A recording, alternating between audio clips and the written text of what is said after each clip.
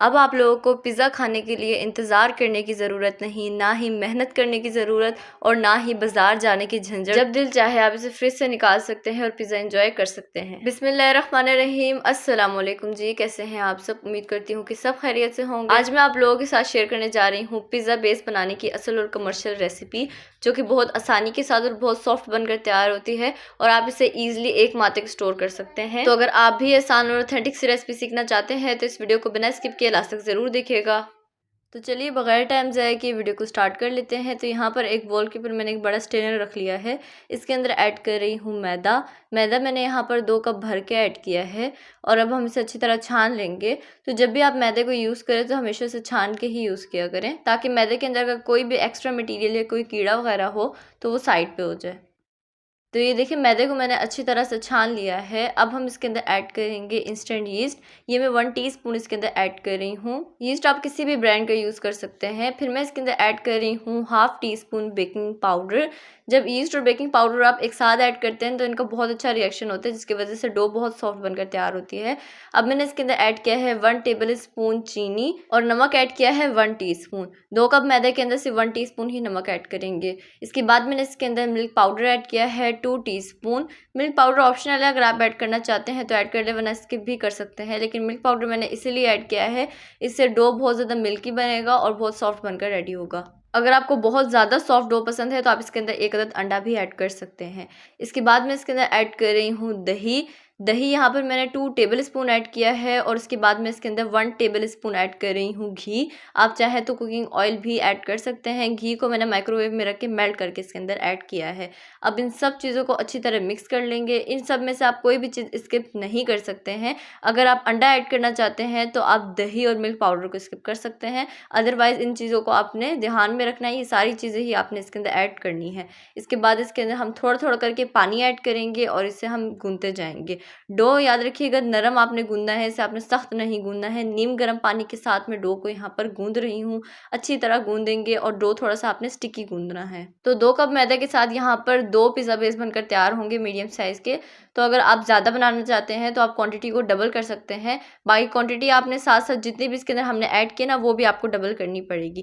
तो यहाँ पर मैंने एक सॉफ्ट सा और स्टिकी सा डो गूंद लिया है। इसके बाद मैं इसे प्लास्टिक रैप की मदद से कवर कर रही हूँ। अगर आपके पास प्लास्टिक रैप नहीं है तो आप किसी प्लेट की मदद से भी इसे कवर कर सकते हैं। किसी एयर टाइट बॉक्स में कवर करके इसे हम इसी तरह छोड़ देंगे काउंटर के ऊपर तकरीबन 1 घंटे के लिए। गर्मियाँ हैं तो 1 घंटे के अंदर ये राइज हो जाएगी। अगर सर्दियाँ हैं तो आपको 2 घंटे लग सकते हैं। तो यहाँ पर सर्दियाँ थी तो इसीलिए इसको 2 घंटे लगे हैं राइज होने के लिए। और सर्दियों में भी आपने कोशिश ये करना है कि आप ऐसी जगह इसे रखें जो जगह थोड़ी सी गर्म हो।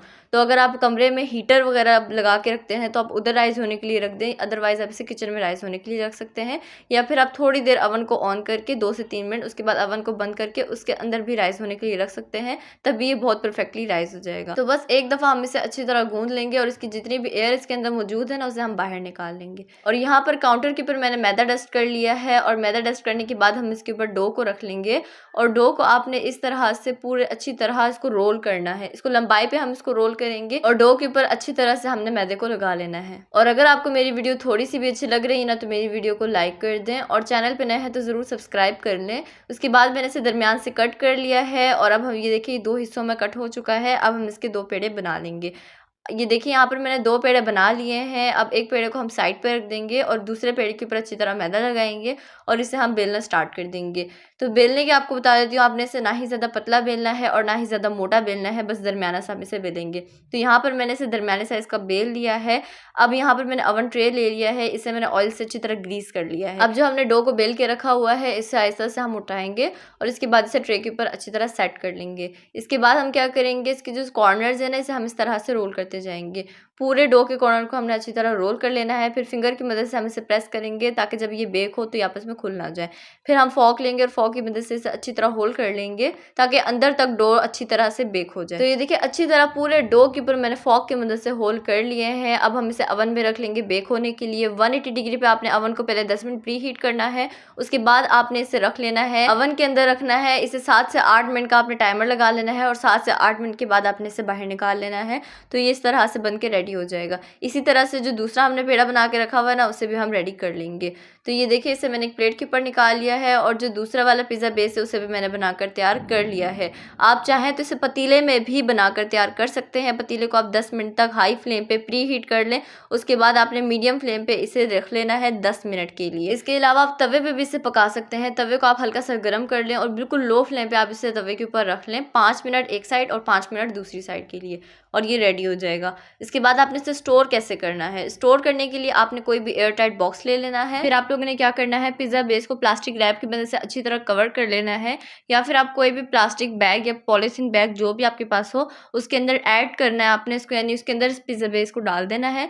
उसके बाद आपने एयर टाइट बॉक्स के अंदर से रख लेना है ताकि इसमें पानी ना लगे। बस आपने ये ध्यान रखना है कि पानी नहीं लगना चाहिए इसके अंदर। और इसके बाद आप इसे फ्रीज़र में रख कर ईजिली 1 मंथ तक स्टोर कर सकते हैं। जब आपका दिल चाहे आप इसे फ्रिज से निकालें और इसे पिज़्ज़ा बनाकर तैयार कर सकते हैं। अगर आप इसे फ्रिज के बगैर स्टोर करना चाहते हैं तो 1 वीक के लिए आप इसे स्टोर कर सकते हैं। स्टोर करने का प्रोसेस सारा यही रहेगा, बट आपने इसे किचन के अंदर रखना है। तो आप भी इस रेसिपी को बनाकर जरूर ट्राई कीजिएगा और मुझे फीडबैक भी लास्ट में दीजिएगा। तो आई होप आपको ये रेसिपी बहुत पसंद आई होगी। अगर आपको मेरी रेसिपी पसंद आए तो प्लीज़ मेरे चैनल को सब्सक्राइब कर दें, बेल आइकन को प्रेस करना ना भूलें। वीडियो अच्छी लगी तो लाइक और शेयर करना ना भूलें। तो नेक्स्ट वीडियो तक अल्लाह हाफिज़।